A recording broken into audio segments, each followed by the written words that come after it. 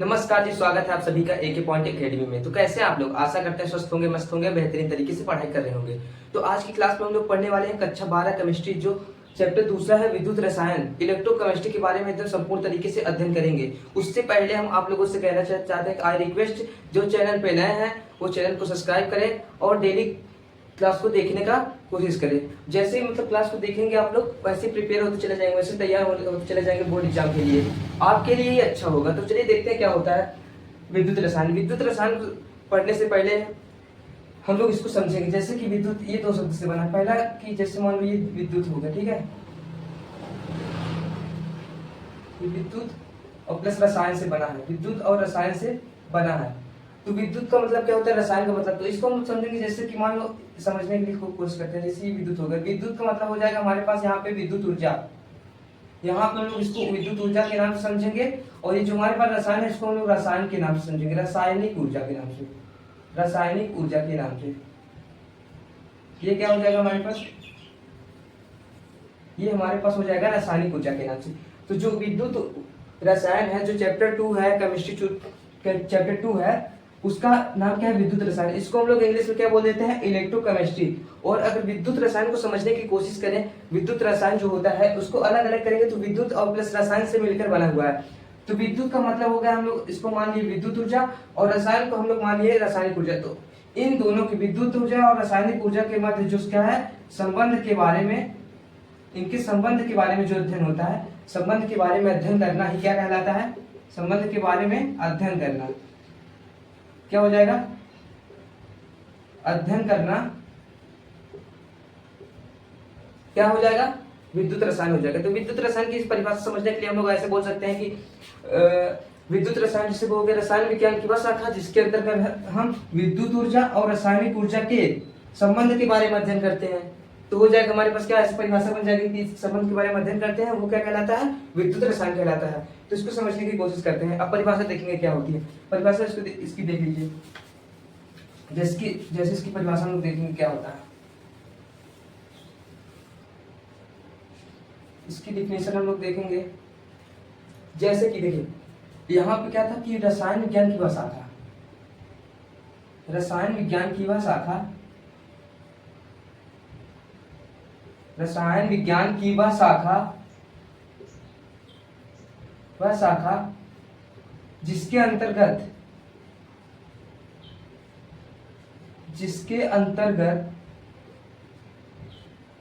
हम विद्युत ऊर्जा तथा रासायनिक ऊर्जा के बीच परस्पर संबंध के बारे में अध्ययन करते हैं, वो क्या कहलाता है, विद्युत रसायन कहलाता है। तो रसायन विज्ञान की वह शाखा जिसके अंतर्गत हम विद्युत ऊर्जा तथा रासायनिक ऊर्जा के बीच परस्पर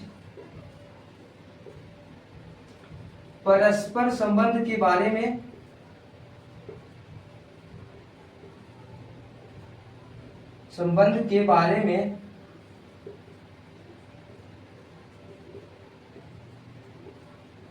अध्ययन करते हैं।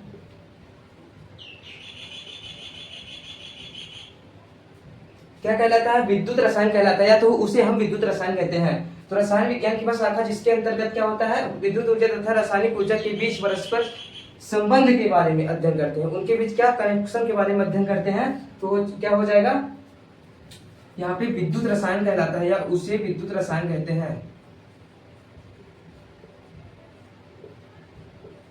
विद्युत रसायन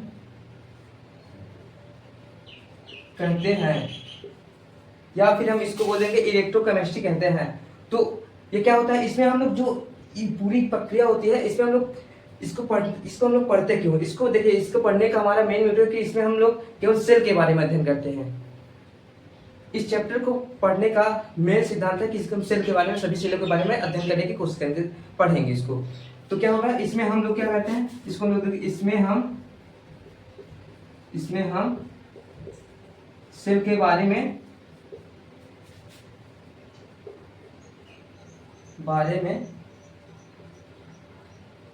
अध्ययन करते हैं।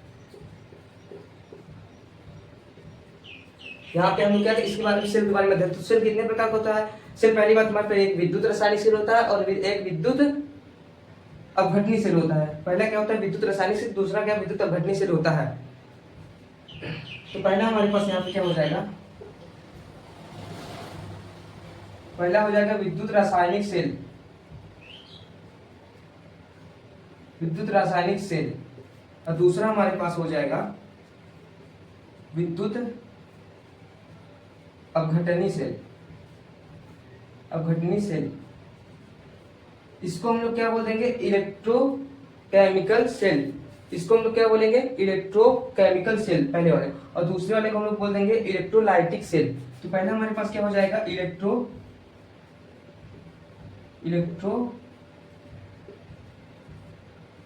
सेल। और दूसरा हमारे पास यहाँ पे हो जाएगा electrolytic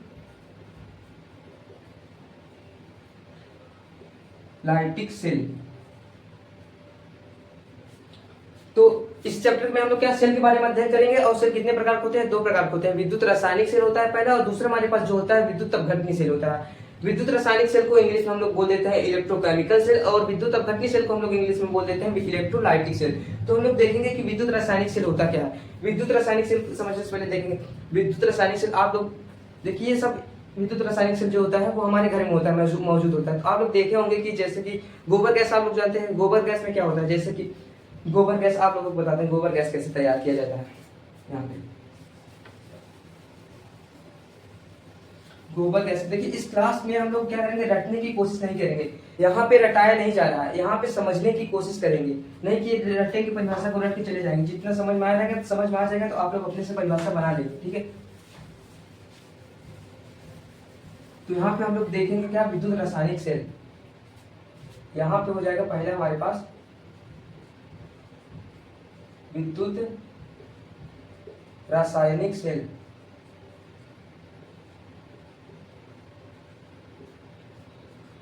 electrochemical cell, electrochemical cell. तो इसको समझने से पहले हम अभी क्या बता रहे थे आप लोगों को? गोबर गैस के बारे में। तो गोबर गैस को अगर बनाना है तो एक पहली बात या कांच का या प्लास्टिक का 2 पात्र लीजिए। ठीक है, पहली बात क्या? सबसे पहला स्टेप क्या रहेगा हमारे पास? 2 ठो कांच का बर्तन लीजिए, या तो फिर प्लास्टिक का। अगर लोहे या स्टील का लेते हैं तो उसमें अंदर से क्या लोहे या स्टील के साथ अभिक्रिया होने लगेगी, रिएक्शन होने लगेगा। इसलिए हम लोग कांच या प्लास्टिक का लेते हैं ज्यादातर यूजली। तो इसमें हम लोग दो ठो क्या डालेंगे? 2 ठो क्या डालेंगे इसमें? रॉड।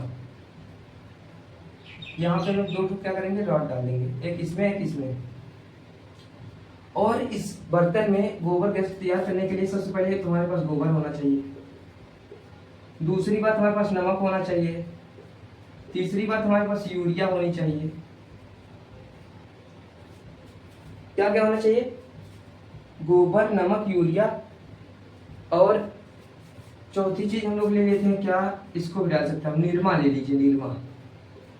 जब ये इतनी चीजों को जैसे ही हम लोग क्या करेंगे? इसको इसमें मिलाएंगे। गोबर गैस को बनाते समय जैसे ही हमने इसमें क्या किया? इसको इसमें मिलाया, यहाँ तक क्या किया? ऐसे से भर दिया। ठीक है, इसमें भी ऐसे भर दिया यहाँ तक। जैसे ये सब इसमें मिला तो इसको हम लोग एक तार से यहाँ पे क्या क्या जोड़ देंगे? यहाँ पे मान लीजिए एक बल्ब जोड़ दिया। क्या है ये बल्ब हो जाएगा। तो क्या हो जाएगा? ये जैसे ही जोड़ेंगे तो इसमें क्या रासायनिक, जितनी भी रासायनिक अभिक्रिया होगी, रासायनिक अभिक्रिया हो जाएगी। इसके अंदर ये सब चीजों को मिला के क्या हो जाएगी? रासायनिक अभिक्रिया होगी। रासायनिक अभिक्रिया जैसे ही होगी रासायनिक अभिक्रिया, तो रासायनिक अभिक्रिया के होते ही जस्ट यहाँ पे क्या हो जाएगी? रासायनिक ऊर्जा यहाँ पे ऐसे जाएगी। दोनों टर्मिनल जो है, जो दोनों टर्मिनल निकला हुआ जो दोनों रॉड है, वो दोनों रॉडों से रासायनिक अभिक्रिया होते हुए जब रासायनिक अभिक्रिया होगी तो उसमें से एक रासायनिक ऊर्जा निकलेगी। रासायनिक ऊर्जा जैसे ही निकलेगी वहां बल्ब में जाकर विद्युत ऊर्जा में कन्वर्ट होती चली जाएगी। तो हम लोग कह सकते हैं कि जैसे कि अब कोई कह दिया इसकी परिभाषा बताइए, देखिए गोबर गैस समझाने का हमारा उद्देश्य है कि इसी से परिभाषा निकलेगी इसकी। यहाँ पे रासायनिक जो अभिक्रिया हुई, इतने अभिकारक मिलाने पे, इतने प्रोडक्ट मिलाने पे, यहाँ पे दोनों में जब मिलाएंगे तो क्या रासायनिक क्या होगी? रासायनिक अभिक्रिया होगी। रासायनिक अभिक्रिया के फलस्वरूप रासायनिक अभिक्रिया जैसे ही होगी उसमें से क्या एक रासायनिक ऊर्जा निकलेगी। रासायनिक ऊर्जा जब निकलेगी तो यहाँ पे जो बल्ब लगा है तो रासायनिक ऊर्जा जब इसमें जाएगी तो वही विद्युत ऊर्जा में बल्ब जलेगा, बल्ब को जलते ही विद्युत ऊर्जा में क्या वो कन्वर्ट हो जाएगी। तो यहाँ पे हम लोग इसकी परिभाषा को देख सकते हैं, इसकी परिभाषा समझने की कोशिश करते हैं। देखिए इसकी परिभाषा क्या होती है, आप लोगों को समझ में आ गया होगा कहने का मतलब क्या है कि जब रासायनिक अभिक्रिया होती है वही बाद में क्या रासायनिक ऊर्जा से विद्युत ऊर्जा में कन्वर्ट हो जाती है। तो जो रासायनिक ऐसा सेल, यहाँ पे क्या ये सेल है, तो ऐसा सेल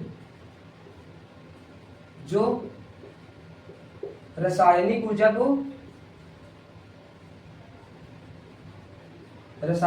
को विद्युत ऊर्जा में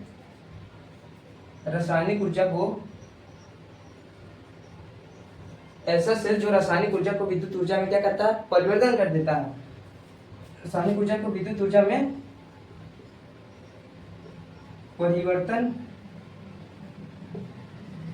कर देता है या परिवर्तित कर देता है, परिवर्तन कर देता है, वह क्या कहलाता है, परिवर्तन कर देता है, वह क्या कहलाता है, विद्युत रासायनिक सेल कहलाता है, तो उसे विद्युत रासायनिक सेल कहते हैं। तो ऐसा सेल जो रासायनिक ऊर्जा को विद्युत ऊर्जा में परिवर्तित करता है या परिवर्तन कर देता है उसे विद्युत रासायनिक सेल कहते हैं, उसे विद्युत रासायनिक सेल कहते हैं।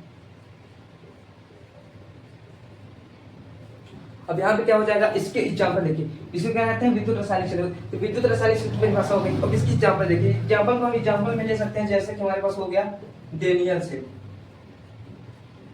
डेनियल सेल पहला हमारे पास हो जाएगा डेनियल सेल। दूसरे की हम लोग बात करें तो हो जाएगा हमारे पास वोल्टी सेल।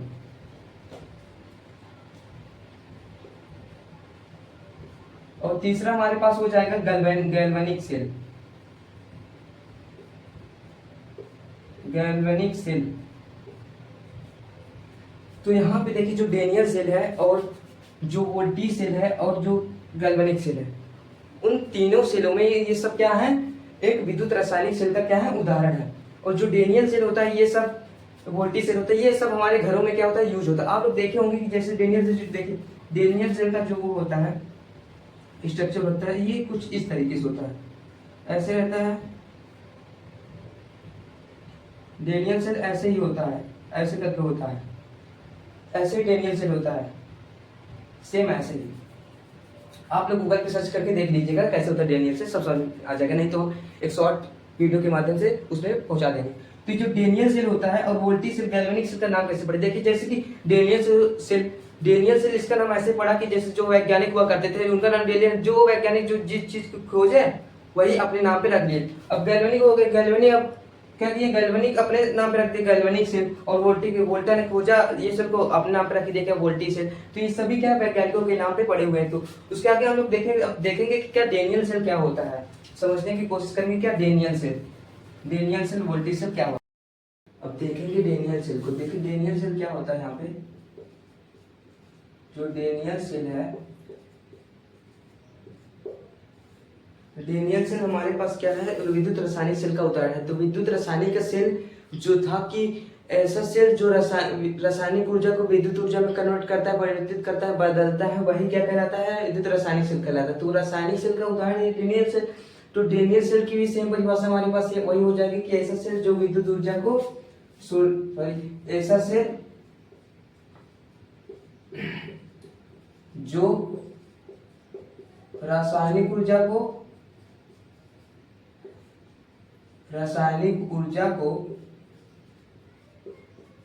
विद्युत ऊर्जा में परिवर्तित करता है,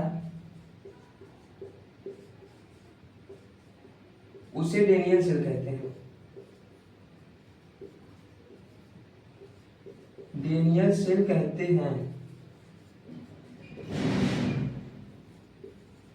अब देखिए इसको क्या कहते हैं, डेनियल सेल, ऐसा सेल जो रासायनिक ऊर्जा को विद्युत ऊर्जा में परिवर्तित करता है और उसे क्या कहते हैं, डेनियल सेल कहते हैं। तो डेनियल सेल, देखिए डेनियल सेल की डिफिनेशन हो गई, परिभाषा हो गई। अब हम देखेंगे इसका स्ट्रक्चर क्या होता है। तो जैसे स्ट्रक्चर समझने के लिए सबसे हम पहले हमारे पास क्या होना चाहिए कि कोई कांच का बर्तन होना चाहिए, दो बर्तन होना चाहिए आपके पास, कांच के या प्लास्टिक हो सकते हैं, लोटा टाटी गिलास कुछ भी आप लोग ले सकते हैं। यहाँ पे हो जाएगा, दो बर्तन ले लेंगे, या तो फिर कांच के लेंगे या तो फिर प्लास्टिक के ले लीजिएगा आपको। यहाँ पे हम लोग दो ठो बर्तन लेंगे, पहले बीकर बोल सकते हैं केमिस्ट्री की भाषा में, दो ठो बर्तन ले लेंगे हम लोग पहले। यहाँ पे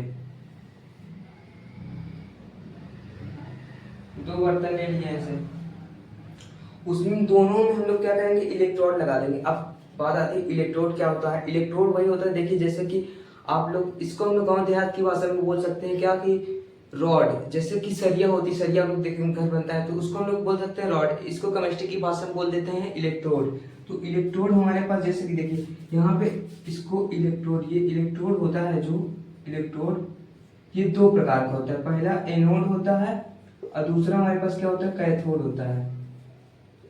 तो हम लोग कैसे जानेंगे कि कौन सा एनोड है, कौन सा कैथोड है, कौन सा पॉजिटिव है, कौन सा निगेटिव, किसमें ऑक्सीकरण होता है, किसमें अपचयन होता है। तो सभी चीजों को देखने के लिए ये सभी प्रक्रिया हमारे हम लोगों को करना पड़ेगा। तो देखिए यहाँ पे हम लोग क्या करेंगे, दोनों में रॉड ले लेंगे। ये क्या किया, रॉड ले लिए, दोनों हम लोग क्या किए, रॉड ले लिए, और बड़ा सा ले लेते हैं। ये दोनों हम लोग रॉड ले लिए। अब यहाँ से हम लोग एक यहाँ से तार निकालेंगे, एक यहाँ से निकालेंगे, ये तार को ले जाके जोड़ देंगे, ठीक है। और जोड़ने से पहले बीच में हम लोग यहाँ पे एक लगा देंगे क्या, वोल्ट मीटर। यहाँ पे क्या लगा देंगे, volt meter. Volt meter, volt meter का मतलब देखो नाम से ही पता चल रहा है कि वोल्ट मीटर, की वोल्ट को मापने वाला, वोल्ट को नापने वाला कोई यंत्र है, ठीक है, वोल्ट को नापेगा। जब ये सभी क्रियाएं होती है, सभी क्रियाएं हो जाती हैं, तो अगर इसका वोल्ट मापा गया तो एक 1.1 आया था, 1.1 वोल्ट आया था। तो यहाँ पे जैसे कि ये जो रॉड हो, इसकी हम क्या करेंगे, ये जिंक की रॉड ले लिए, और दूसरा हमारे पास हो जाएगा, मान लीजिए कॉपर की ले लिए। ये क्या रॉड ले लिए, इसको रॉड बोल सकते हैं, छड़ बोल सकते हैं, इलेक्ट्रोड बोल सकते हैं, आप अपने लोग अपने समझने के अनुसार कुछ भी बोल सकते हैं। तो यहाँ पे जैसे कि ये हो गया, और अब हम लोग देखेंगे कि वोल्ट मीटर लगाने से, इलेक्ट्रोड लगाने से, दोनों में इलेक्ट्रोड लगा दिया, वोल्ट मीटर लगा दिया, तो क्या विद्युत धारा का प्रवाह होने लगा। विद्युत धारा का प्रवाह ऐसे नहीं होगा, क्योंकि विद्युत धारा का प्रवाह होने के लिए कोई बंद परिपथ होने की आवश्यकता होती है। अगर बंद परिपथ नहीं रहा, परिपथ पूरा कंप्लीट नहीं रहा, पूरा सर्किट कंप्लीट नहीं रहेगी, तो क्या उसमें से विद्युत धारा का प्रवाह नहीं होगा। तो सर्किट कंप्लीट करने के लिए हम लोग यहाँ पे एक कांड कर देते हैं। क्या कांड करने का मतलब है, यहाँ पे वो वाला कांड नहीं करते हैं, यहाँ पे कांड करने का मतलब है हम लोग एक लवण सेतु बना देते हैं। ये क्या हो जाएगा, लवण सेतु, ठीक है, लवण सेतु बना देते हैं। ये लवण सेतु में हम लोग यहाँ पे KCl ले सकते हैं, और दूसरा हमारे पास या तो NaCl ले सकते हैं। तो क्या जैसे कि लवण सेतु बनाया, क्या इसमें से विद्युत धारा का प्रवाह होने लगा, नहीं, क्योंकि विद्युत धारा का प्रवाह होने के लिए ये नहीं कि इसमें से ऐसे थोड़ी अगर खाली डिब्बा रहे, सब कुछ डाल दे, लवण सेतु बना दे, तो विद्युत धारा का प्रवाह होना, क्यों, उसमें विद्युत अपघट्ट भी होना चाहिए, विलयन भी होना चाहिए। तो हमारे पास विद्युत अपघट्ट हम लोग लेंगे, मान लीजिए इसको थोड़ा सा और बड़ा कर देते हैं, इतना बड़ा। अब विद्युत अपघट्ट ले लिए, ये इलेक्ट्रोड इसमें डूबा रहना चाहिए। हम लोग इसमें क्या किए, इसमें वैद्युत अपघट्ट ले लिए। ये क्या हो जाएगा हमारे पास, वैद्युत अपघट्ट कोई ले लिए।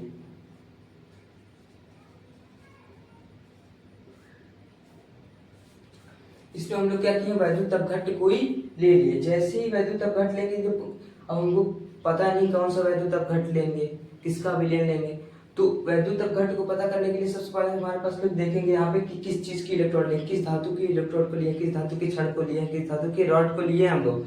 तो यहाँ पे जैसे कि यहाँ पे हम लोग जिंक की छड़ लिए हैं, तो वैद्युत अपघट्ट भी हमेशा जिंक का होगा।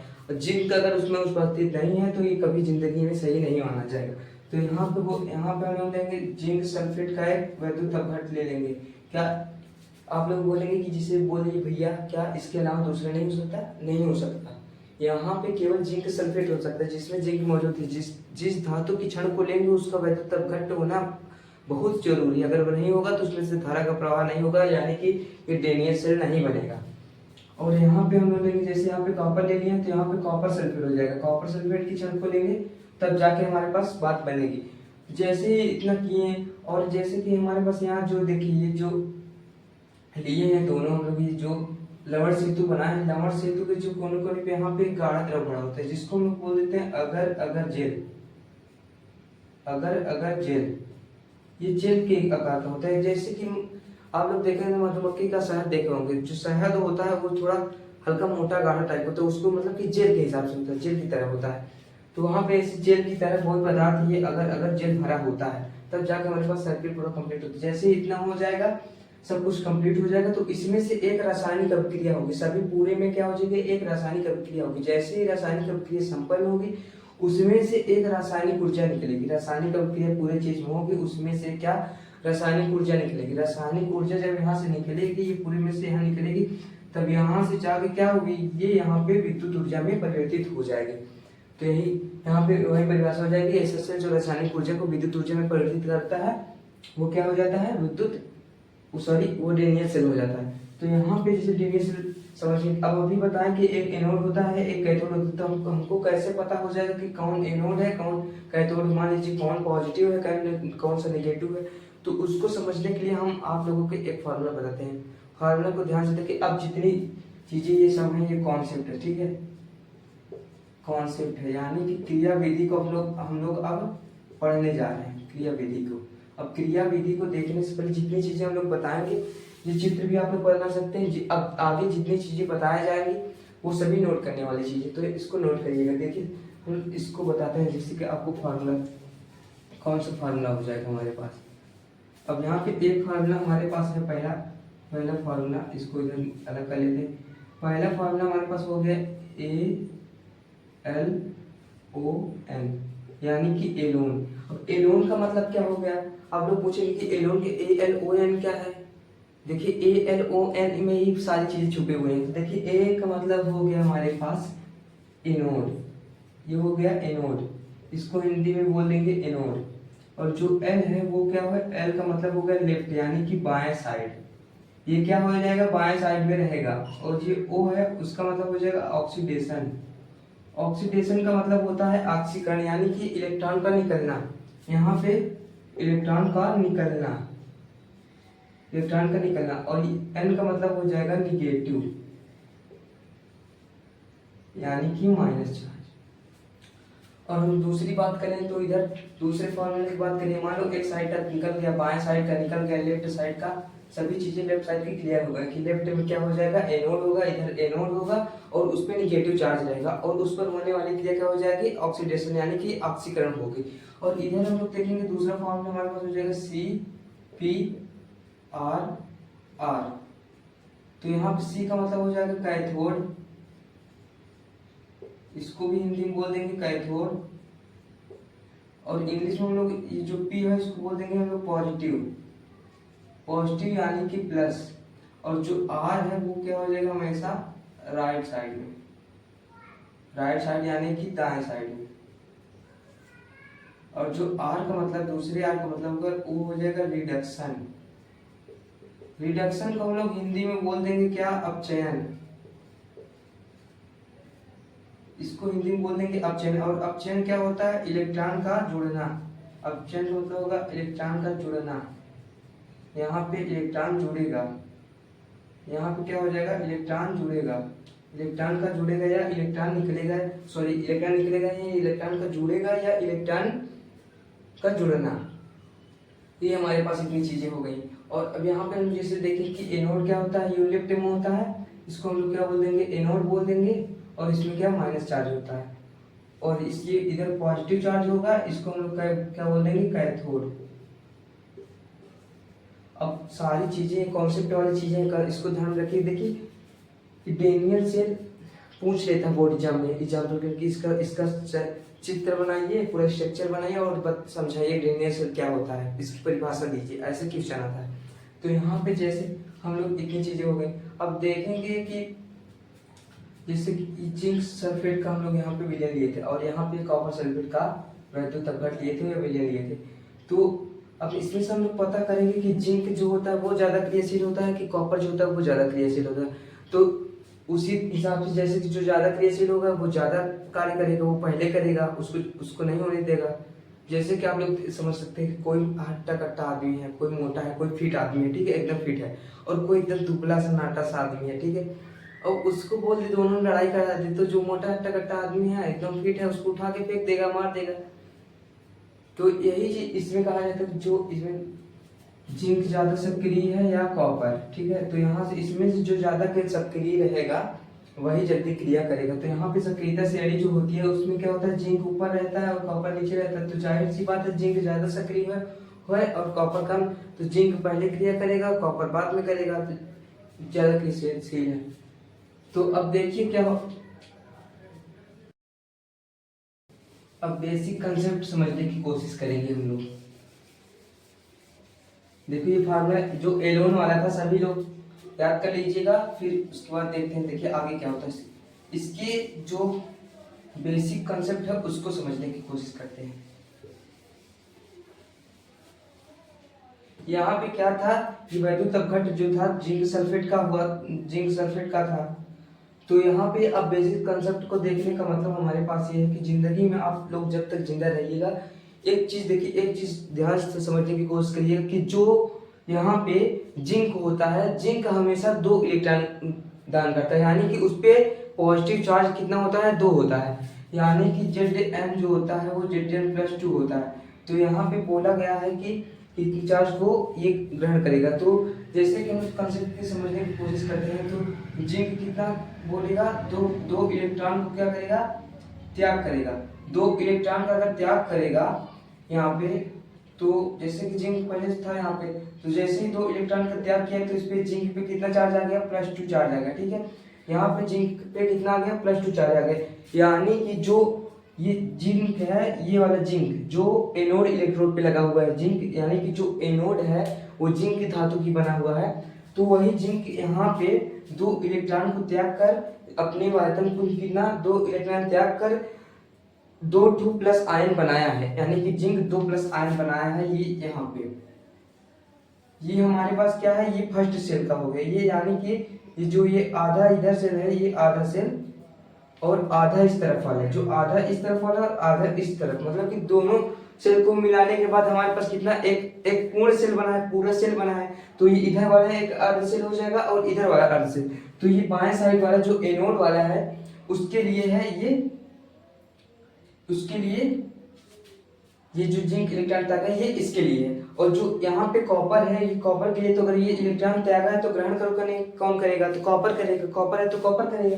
तो यहाँ पे जो जब देखेंगे तो ये जो कॉपर है, कॉपर पे +2 चार्ज आ जाएगा और ये 2 इलेक्ट्रॉन को ग्रहण करेगा, तो यहाँ पे ऐसे यहाँ पे गिव्स आउट हो जाएगा, यहाँ पे कॉपर धातु बना लेगा, कॉपर इलेक्ट्रॉन ग्रहण करके 2 इलेक्ट्रॉन ग्रहण करके क्या कॉपर धातु बना लेगा। और ये हमारे पास किसके लिए है, ये हमारे पास कैथोड के लिए, यानी कि जो दाएं साइड वाला सेल है, दाएं साइड वाला आधा सेल है, जो अर्ध सेल है, वो इसके लिए ये समीकरण है।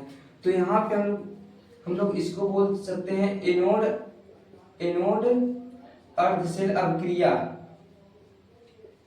अर्ध सेल अभिक्रिया बोल सकते हैं इसको, या तो फिर बोल सकते हैं हम लोग इस पे क्या होता है, देखिए एनोड अर्ध सेल अभिक्रिया होती है, इलेक्ट्रॉन की क्या कर रहा है, ये इलेक्ट्रॉन का त्याग कर रहा है, तो इसको हम लोग एक तरीके से बोल सकते हैं कि इसमें ऑक्सीकरण भी हो रहा है, अगर इलेक्ट्रॉन का त्याग कर रहा है तो इसको हम लोग बोल सकते हैं ऑक्सीकरण अर्ध सेल अभिक्रिया। दूसरा नाम से हमको क्या, ऑक्सीकरण, दूसरा नाम हो जाएगा इसका, यहाँ पे एनोड की जगह ऑक्सीकरण भी लिख सकते हैं हम लोग, ऑक्सीकरण, एनोड की जगह ऑक्सीकरण लिख सकते हैं। और पहली बात तो ये अर्ध सेल है ही, पहला हमको इसको अर्ध सेल कह सकते हैं, दूसरी बात हम लोग इसको क्या बोल सकते हैं, एनोड हो रहा है तो एनोड अर्ध सेल अभिक्रिया कह सकते हैं। और तीसरी बात ये महत्वपूर्ण है कि ये एनोड पे जो है इलेक्ट्रॉन का त्याग कर रहा है तो उस पे ऑक्सीकरण हो रहा है, तो तीसरी बात हमारे पास क्या हो जाएगी, ऑक्सीकरण अर्ध सेल अभिक्रिया। और इधर का जैसे हो रहा है, जैसे ये बाएं साइड वाला हो गया हमारे पास, जैसे कैथोड का देखेंगे तो कैथोड वाली जो है, तो कैथोड के लिए हो जाएगी जो ये कॉपर है, तो कैथोड के लिए ये इलेक्ट्रॉन ग्रहण कर रहा है, तो पहली बात तो ये क्या हो जाएगा, जो इलेक्ट्रॉन ग्रहण करता है उससे अपचयन होता है। तो जैसे ही पहला नाम हमारे पास इसका हो जाएगा अर्ध सेल अभिक्रिया, पहले तो ये अर्ध सेल अभिक्रिया हो ही रही है, अर्ध सेल अभिक्रिया। और दूसरी बात इसको हम लोग कैथोड पे हो रही है तो कैथोड बोल सकते हैं इसको, कैथोड पे हो रही है, कैथोड अर्धशेल अपक्रिया। फिर तीसरी बात है इस पे क्या, इलेक्ट्रॉन का ग्रहण हो रहा है, इलेक्ट्रॉन ग्रहण कर रहा है, तो तीसरी बात हमारे पास हो जाए क्या, अपचयन अर्धशेल अपक्रिया।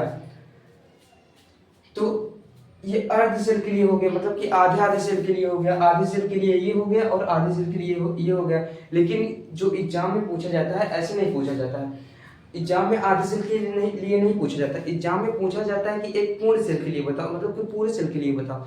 तो पूरे सेल के लिए हम लोग क्या किए थे, जैसे आधे सेल ये है और आधे सेल ये है, तो यहाँ पे हमने इसको जोड़ा है, तब जाके पूरा परिपथ पूरा हुआ है, और ये लवण सेतु लगाया तब जाके हुआ है, तब जाके सारी चीजें कंप्लीट हुई है। तो इतनी सारी चीजें क्लियर हो गई बिना किसी दिक्कत के, बिना किसी प्रॉब्लम के, ये समझ में आ गई होगी। तो यहाँ पे हम लोग देखेंगे दूसरा जो होता है हमारे पास, पूर्ण सेल के लिए देखते हैं। यहाँ पे पूर्ण सेल के लिए देखते हैं, ठीक है। पूर्ण सेल अभिक्रिया, पूर्ण सेल अभिक्रिया, पूर्ण सेल अभिक्रिया के लिए हम लोग क्या करेंगे, यहाँ पे इसको इरेज कर दे रहे हैं, ठीक है। चित्र को इरेज करके तब बता रहे हैं, तब ज्यादा समझ में आएगा, जगह नहीं। यहाँ पे हम लोग क्या करेंगे, इसको इरेज करने के बाद एक पूर्ण सेल अपक्रिया के बारे में समझेंगे। तो पूर्ण सेल अपक्रिया क्या हो जाएगा, तो अर्ध सेल जो एनोड वाला अर्ध सेल अपक्रिया और कैथोड वाला अर्ध सेल अपक्रिया, दोनों को क्या करेंगे, आपस में जोड़ देंगे, तब जाके एक पूर्ण सेल अपक्रिया बन जाएगा। तो यहाँ पे देखिए पूर्ण सेल जो अपक्रिया है, यहाँ पे हम लोग देखेंगे क्या, पूर्ण सेल अपक्रिया के लिए, पूर्ण सेल अभिक्रिया, यहाँ पे देखेंगे पूर्ण सेल अभिक्रिया के लिए। तो पूर्ण सेल अभिक्रिया के लिए हमारे पास, तो एनोड के लिए क्या निकल के आया है, पहले देखेंगे अर्ध एनोड के लिए, जो एनोड अर्ध सेल में क्या आया है, यहाँ पे जिंक गिव्स आउट 2 इलेक्ट्रॉन बाहर निकला है, यहाँ पे Zn+2 हो गया। और यहाँ पे जो कैथोड के लिए है, कैथोड के लिए, कैथोड अर्ध सेल के लिए है, अर्ध सेल के लिए है, यहाँ पे ये क्या, कॉपर +2 हो गया, फिर +2 इलेक्ट्रॉन हो गया, तो उसके बाद यहाँ पे ये कॉपर धातु बना लिया। तो जब ये दोनों चीजों को हम ऐसे लिख लिए, ये एनोड पे हो रही है और नीचे वाला कैथोड पे हो रही है, तो यहाँ पे हम लोग दोनों चीजों को जोड़ेंगे, यहाँ पे हम लोग दोनों चीजों को जोड़ेंगे। यहाँ पे जैसे दोनों चीजों को जोड़े, तो आप लोग जिंदगी में जब तक जीवित रहिएगा, एक बात याद रखने की कोशिश करिएगा, एक बात जिंदगी भर याद रखिएगा कि किसी भी चीज में अगर ये तीर वाला निशान है, गिव्स आउट का निशान है, किसी भी प्रक्रिया में निशान है, तो जो तीर के इस तरफ और तीर के उस तरफ, तो तिरछा भी कट जाएगा। तो यहाँ पे हमारे पास क्या है, 2 इलेक्ट्रॉन यहाँ पे है और 2 इलेक्ट्रॉन तीर की इस तरफ है, और ये 2 इलेक्ट्रॉन तीर की इस तरफ, तो ये और ये कट जाएगा।